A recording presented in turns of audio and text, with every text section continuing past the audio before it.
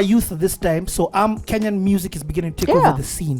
What I didn't know in the background was that Ogopa Deejays and Radio Africa Kiss FM we were tight. Had entered into a marriage. Yes.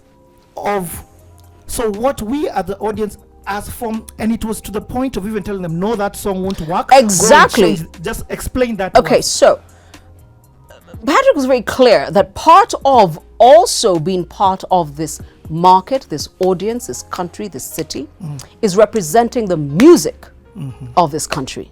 Okay, but here's the problem. The music was badly produced. I can be the only one to say it. Because the rest of you are like, you can't say that it was badly produced. So we had to remind, and I still tell young artists this, please go and shoot the kneecaps off your producer. Because you're paying him money and he's still not mixing your music right. First and foremost, Ogopa probably are the only people who still understand when we tell them that we can make a decision whether we're playing a song in 5 seconds. Most artists get so angry when I tell them that. I'm like, no. Let me give you a good basic riff. Britney Spears, Hit Me Baby One More Time. 10, 10, 10, 10. That's 1 second. Beat, beat, beat, beat. We know we're playing it. Because the person who arranged that music knew it. I remember the 2010 World Cup. I'm in Johannesburg and I'm not in the stadium. I'm in my hotel room and I'm watching R. Kelly come out of the ground. And he goes, it's a sign of a victory. I called James in Nairobi. I said, we're playing it. He said, chick, I'm on it. We know when we have a hit. It is what we do for a living. Okay? What we had to get the Kenyan music producers, and hence Ogopa listening to Patrick, is we've got to play your song right out of an R. Kelly song. Your levels drop significantly because you mastered it badly. You mixed it badly. You mixed it badly. Your percussion is here and your vocals are way too back. Okay?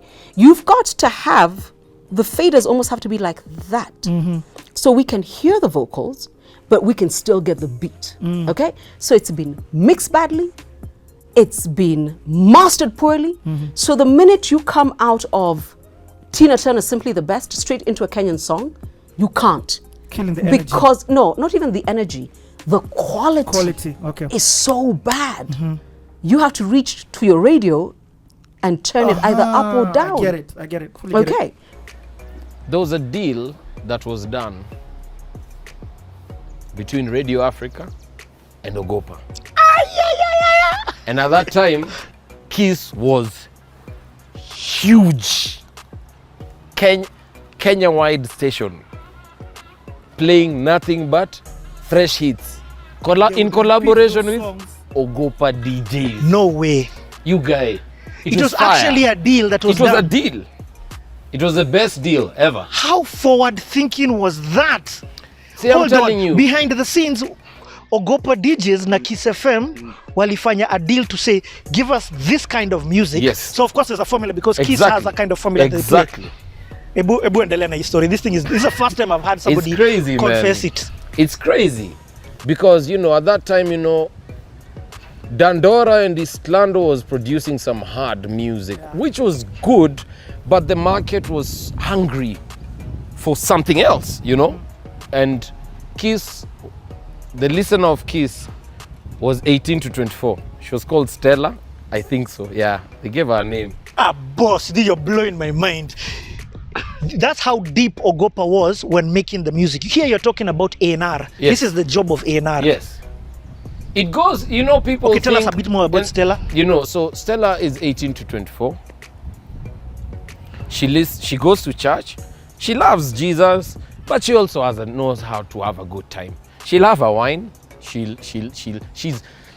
likes rap, but she also wants to dance it. And she doesn't want to hear many things. Few words too. So that's what, and I'm glad Kolo remembers, because we tried, when David Moredi started doing these annual, musician and artist we would come and explain, why aren't you playing our songs? Well, oh God, because you cooked it wrong. And you don't want to be told to go back and add some salt.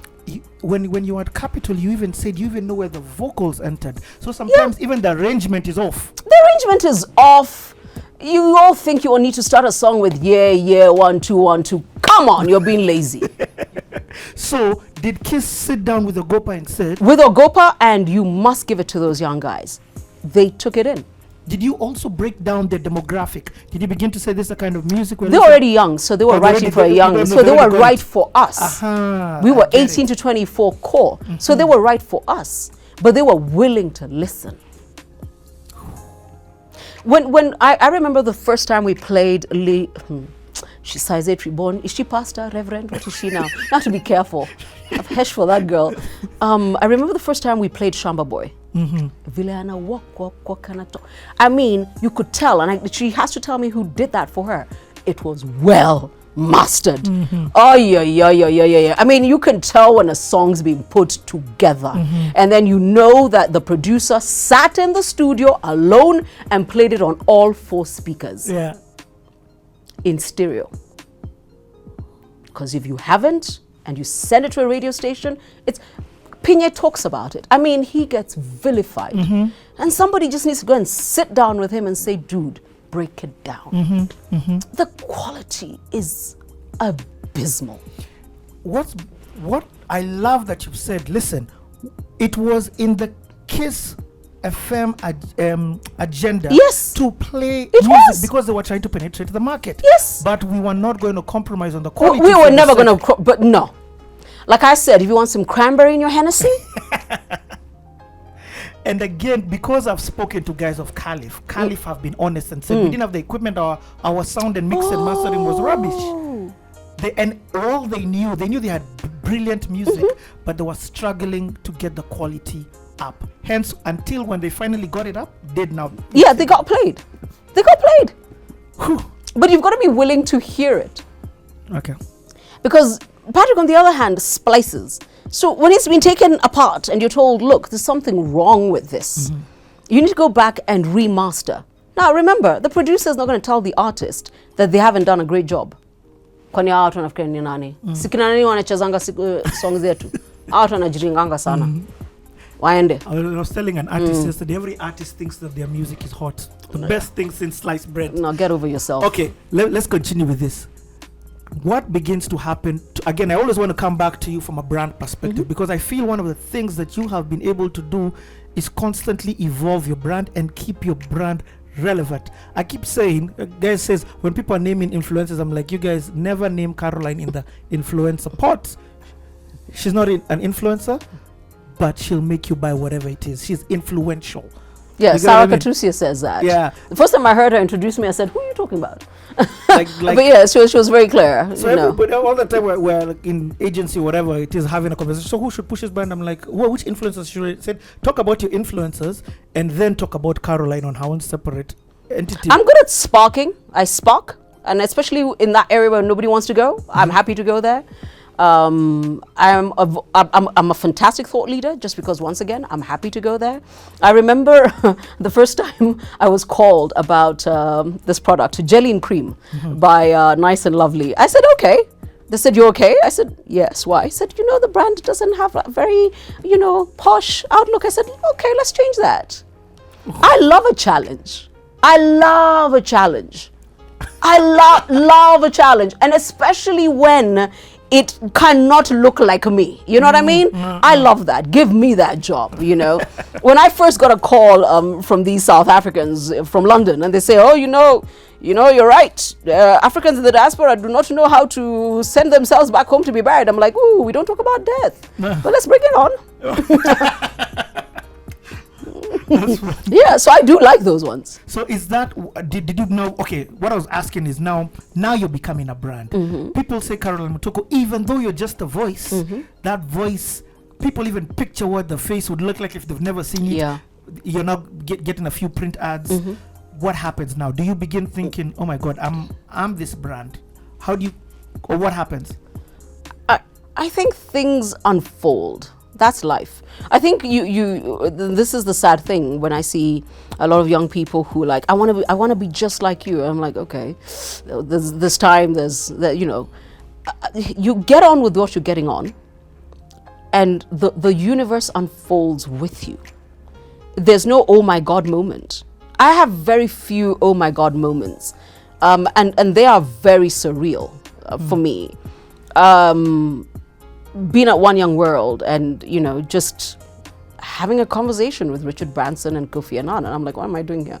These guys know what I do for a living. Why are you still talking to me after the first high? It's been in London in 2019 and hanging out with the co-founder of Twitter, and he reminding me, you know, he's been in Kenya. He's actually, I really need to get in touch with him. He's the one who told me we'll be okay with the rhinos. You know, because Sudan had just died and we weren't sure we could. And I didn't know he was part of the team that was working and funding the ability to do in vitro on the 2 females. That costs a lot of money. Those are oh my God moments. Who am I sitting with? Those are oh my goodness. It's getting a call from Stephen Jennings. Hi Stephen, I know we don't talk. And I'm wondering, where does an Australian dollar billionaire find me? So my oh my God moments are very surreal. They're very little to do with being in a paper, or they're very surreal. And I don't talk about most of them because they're just ridiculous. Okay. From a brand perspective, morning radio means now you begin to work with different aspects of people. So you're having conversations with billionaires, with CEOs, with politicians. You are black, Female, female, and under 30. and under 30. I was that for a while. for 30 years. Yes, can you imagine? I was there for a while, but until I was over 30. Yes, exactly. Yes, yeah. So how was that for you? Was it challenging? Was it intimidating? How did you find your voice and maintain your voice at that time? When you come to the studio, you come to my office.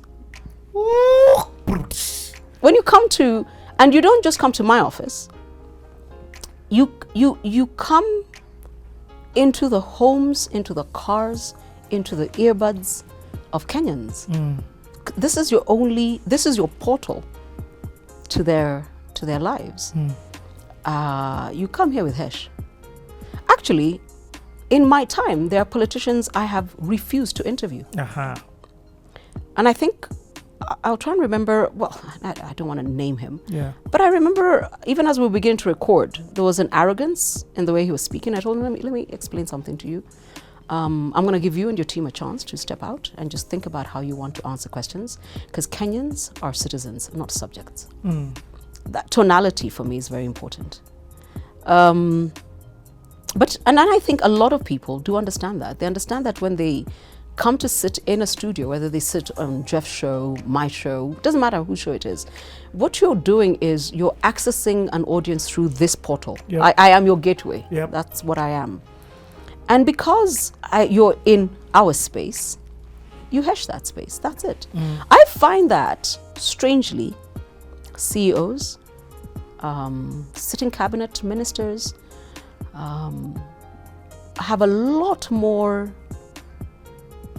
respect for time, for what they need to say, sadly, than what you'd call celebrities. I've thrown musicians out. Like, you knew you were supposed to be here at 7:30. How are you walking in here at 8:15? Do you know what airtime on this show costs? Let's just start there. Let's start there. And you know, if I could just talk about this. Yeah, for sure. A lot of our young, upcoming musicians, celebrities, whether they are artists, content creators, they forget that part of this art of being a brand is also how you handle yourself, okay? I think I've told this story before, and I remember when P Square were here, they were probably about 20 minutes late to come to the show. And from the moment the mic opened, every time they answered the question, they said, I'd like to start by apologizing that we were late.